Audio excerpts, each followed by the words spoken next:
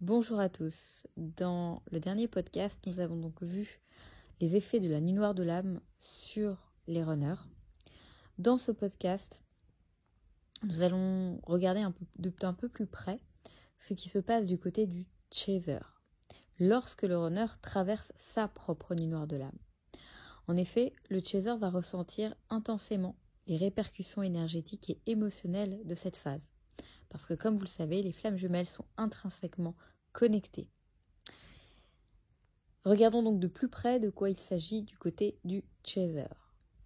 Il va ressentir une connexion énergétique qui va être amplifiée. Le chaser peut effectivement ressentir une intensité énergétique accrue, car le runner, de son côté, va traverser une profonde transformation spirituelle et émotionnelle. Il sera question de vagues émotionnelles intenses, c'est-à-dire que le chaser va pouvoir ressentir sans explication des émotions comme de la tristesse, de l'anxiété, de la colère, de la frustration. Sachez que ces émotions ne lui appartiennent pas toujours, mais il se peut que certaines de ces émotions proviennent du runner lui-même.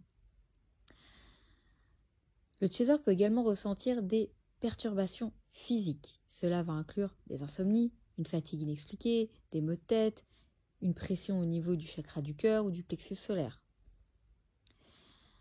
Le chaser va également faire face à des synchronicités amplifiées. Donc tous les signes liés à son runner, comme les chiffres, les musiques, les rêves, etc., vont devenir beaucoup plus fréquentes et troublantes durant cette phase.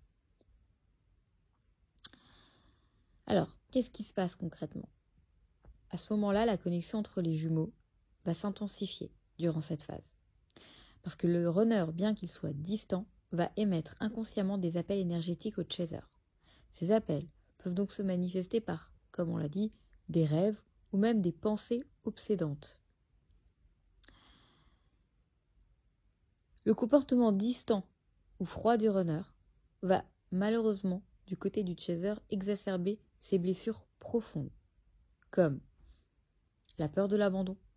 Et oui, le silence ou la distance du runner peut être perçu comme un rejet personnel de la part du chaser, ce qui va malheureusement entraîner le ravivement des blessures anciennes, qui sont liées généralement à la blessure de l'abandon. Le chaser va également ressentir comme un manque, comme si une partie de lui-même n'était plus là, comme s'il va sentir un vide intérieur. Il peut même se sentir très seul, pourtant ne pas l'être physiquement, il peut être entouré, mais il peut ressentir une espèce de sentiment de solitude intérieure. Il sera question également d'une phase de remise en question, c'est-à-dire que le chaser peut venir à se demander s'il a fait quelque chose, s'il est responsable de nouveau de l'éloignement du runner. Alors, la nuit noire de l'âme du runner va agir comme un miroir sur le chaser. Cela va malheureusement entraîner une phase où le chaser, va être confronté à ses propres blessures qui n'ont pas encore été résolues jusqu'alors. Cette phase, c'est une opportunité pour le chaser, également, afin de guérir ses peurs et de renforcer sa confiance en lui-même et en le lien. Même si, de prime abord, je le conçois, ce n'est pas forcément évident. Mais comme je le disais dans ma précédente vidéo, au moment de la nuit noire de l'âme du runner, sachez que les chasers ont assez bien cheminé pour pouvoir faire face à ces relents. Le chaser va également se sentir dans une situation où il aura un sentiment d'impuissance. Il peut se sentir comme bloqué, comme incapable d'aider le runner. Il est vrai que, de base, le chaser est celui qui a envie de sauver, d'aider l'autre. Donc il peut ressentir une forte envie de tendre la main ou de résoudre les problèmes du runner. Mais, hélas, il peut risquer, et pour la plupart du temps c'est ce qui se passe, il peut se heurter à un mur. Le chaser peut également ressentir une certaine frustration qui peut être grandissante. C'est-à-dire que le refus de communication, le comportement contradictoire du runner peut aggraver la frustration du chaser et pour ainsi dire, littéralement, le mettre dans une grande colère. Comme je le disais, le chaser va ressentir un sentiment d'isolement, c'est-à-dire qu'il peut se sentir seul dans ce parcours, car il est difficile, très difficile d'expliquer ce qu'il vit à d'autres personnes, et en espérant être compris. Seules des personnes qui vivent le lien de flamme jumelle peuvent comprendre les ressentis du chaser. L'entourage, malheureusement, va être très limité dans la compréhension de ce que vivent les flammes jumelles, et ce n'est absolument pas de leur faute. C'est tout à fait normal que des personnes qui ne vivent pas ce lien ne puissent pas le comprendre. On est bien d'accord. Donc il faut comprendre ici que la nuit noire de l'âme du runner, c'est un chemin individuel qu'il doit parcourir seul. Le chaser, bien qu'il soit toujours très empathique, doit apprendre à lâcher prise et à respecter ce processus. C'est-à-dire que vous pouvez savoir que votre runner va mal, mais vous aurez envie de lui tendre la main, mais ce n'est pas forcément ce qu'il y a à faire dans ces moments-là, parce qu'il doit vivre la chose à sa façon. Le chaser peut être confronté à une montée de doutes. Ben oui, la séparation et le comportement du runner peuvent semer des doutes dans l'esprit du chaser.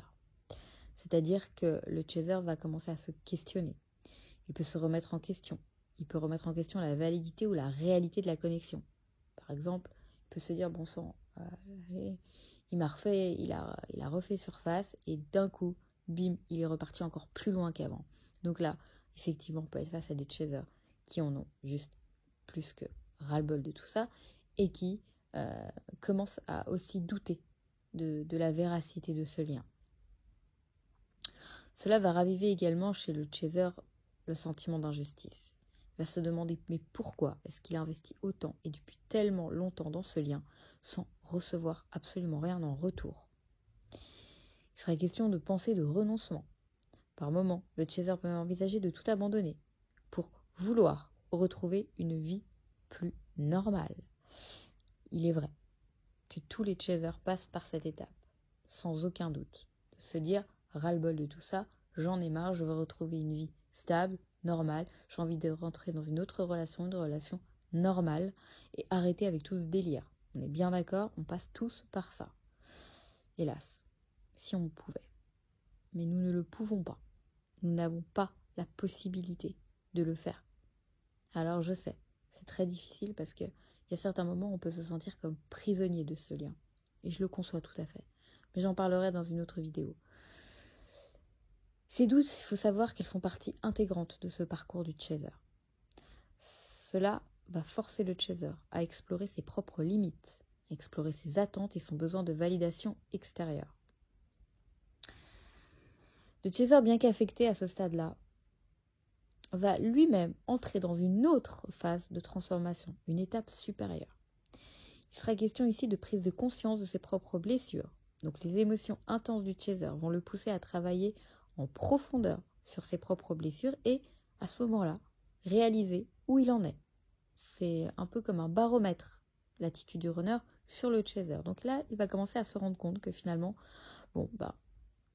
soit il va mal réagir, donc il va savoir qu'il va y avoir encore des choses sur quoi travailler, soit ça va piquer sur certaines choses, mais il va se rendre compte que finalement, il n'aura pas peur de l'abandon. Il sait que tôt ou tard, le runner va revenir parce qu'il aura assez travaillé sur ses blessures et par exemple la blessure de l'abandon, comme je le vois régulièrement en soins énergétiques, pour beaucoup de flammes jumelles, la blessure de l'abandon est la blessure qui est quasiment totalement guérie pour certains, d'autres, elle est activée à très très peu de pourcentage. Donc c'est très intéressant de voir à quel point les flammes jumelles cheminent au fur et à mesure et de se rendre compte que la blessure première qui est normalement l'abandon pour le chaser, au final on en arrive à une blessure qui est quasiment totalement guérie. Le chaser va également retrouver un chemin vers l'autonomie émotionnelle, c'est-à-dire qu'il va être forcé de lâcher prise sur le runner et de se recentrer sur lui-même et sa propre énergie. De même, on va percevoir chez le chaser une élévation spirituelle, c'est-à-dire qu'en cherchant un peu plus loin à comprendre ce lien et les énergies en jeu, le chaser va donc approfondir par ce fait son propre chemin spirituel. Le parcours des flammes jumelles est conçu pour favoriser la croissance mutuelle. La nuit noire de l'âme du runner va venir agir donc comme un catalyseur pour l'évolution du chaser. Malgré la distance le chaser peut ressentir pourtant des moments extrêmement intenses de connexion avec son autre, à travers des rêves partagés. Le chaser peut ressentir les pensées ou les émotions du runner de manière télépathique ou en rêve. Le chaser peut également se sentir submergé par des souvenirs ou des impressions concernant le runner. Il va être question également d'un écho émotionnel. Lors de moments difficiles pour le runner, le chaser peut ressentir de vagues émotions inexplicables. Même pendant la nuit noire de l'âme, les âmes des flammes jumelles restent connectées à un niveau énergétique, ce qui leur permet d'avoir une communication subtile en tout temps. Malgré les difficultés, cette phase pour le chaser offre une occasion de croissance personnelle. C'est-à-dire qu'à travers cette période, le chaser peut continuer d'apprendre ce fameux lâcher-prise. Il est poussé à comprendre qu'il ne peut en aucun cas contrôler ou précipiter le chemin du runner. Il va donc détourner son attention du runner pour pouvoir un peu plus se concentrer sur ses propres passions, sur son développement spirituel et personnel, et ainsi pouvoir évoluer dans sa propre guérison. Le chaser va également être invité à faire plus confiance au processus divin et à se connecter à sa propre guidance intérieure. Donc en résumé, durant la nuit noire de l'âme du runner, le chaser va ressentir une gamme d'émotions intenses, allant de la tristesse au doute.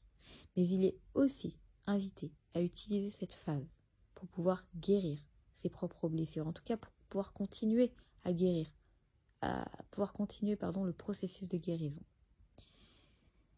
Les mots-clés pour le chaser durant cette période sont lâcher prise, foi et alignement intérieur. Plus le chaser va se concentrer sur sa propre transformation, plus il va pouvoir libérer la résistance dans le lien, ce qui va faciliter indirectement le chemin de son runner. Voilà mes chers, pour ces quelques informations supplémentaires sur cette phase qui n'est pas la plus facile, mais qui est à ce stade-là pour les chasers beaucoup plus simple, je dirais, à vivre que les premiers moments de Nuit Noire de l'âme. Prenez soin de vous, merci de votre confiance, de votre écoute, et je vous dis à très vite.